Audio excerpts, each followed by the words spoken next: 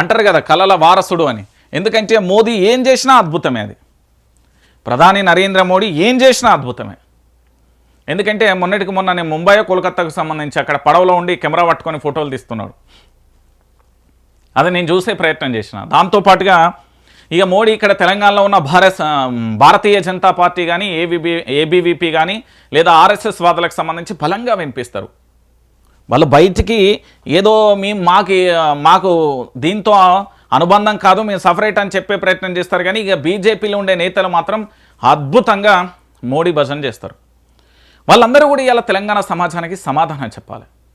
ఎందుకంటే ఈ గ్యాస్కు సంబంధించి పెంచేది కదా. ఒకసారి చూడు, కేంద్రంలోని మోడీ ప్రభుత్వం సామాన్యుడిపై మరోసారి ధరల సర్జికల్ స్ట్రైక్ చేసింది.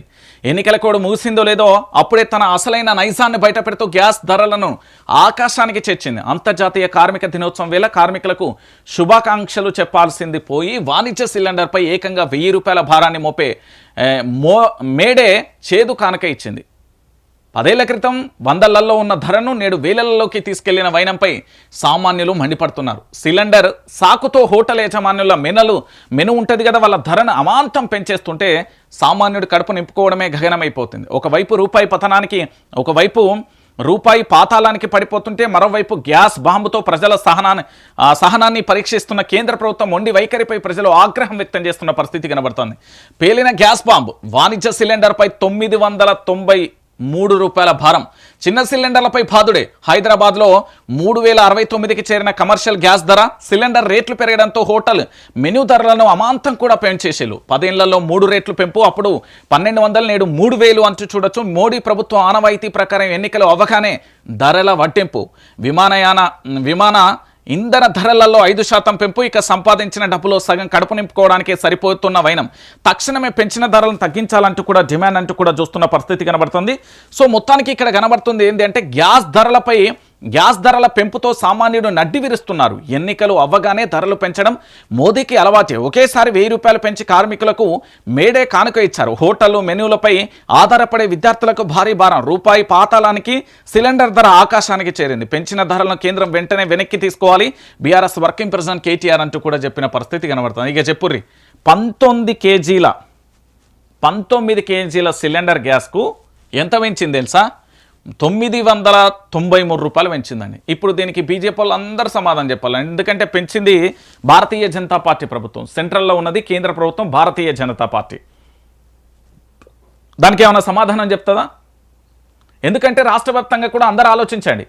ఈరోజు ఈ తెలంగాణ రాష్ట్రంలో భారతీయ జనతా పార్టీ చేయడం వల్ల భారతీయ జనతా పార్టీకి సంబంధించి పూర్తి స్థాయిలో కేంద్రంలో అధికారంలో ఉన్న ప్రధాని నరేంద్ర మోడీ కార్మికుల దినోత్సవం రోజు ఏకంగా 993 రూపాయలకు పెంచి దాన్ని ఎవరి మీద భారం వేస్తా అనుకున్నాడు? మరి పేద మధ్యతరగతి కుటుంబాలకు సంబంధించి చాలా ఇబ్బంది పాలైపోతుంది కదా. మరి దాని గురించి ఏం సమాధానం ఎందుకు చెప్పలేకపోయాడు? దాని విషయంలో ఎందుకు సైలెంట్గా ఉన్నాడు అనేది మనందరం కూడా ఆలోచించాలి. అంటే ధరల పెంపు వాళ్ళ ఇష్టమే, ఏది చేసినా కూడా వాళ్ళ ఇష్టమే. ఇప్పుడు భజన చేస్తారు కదా, ఇప్పుడు చేయరు. సామాన్యుడికి సమాధానం చెప్పుడు.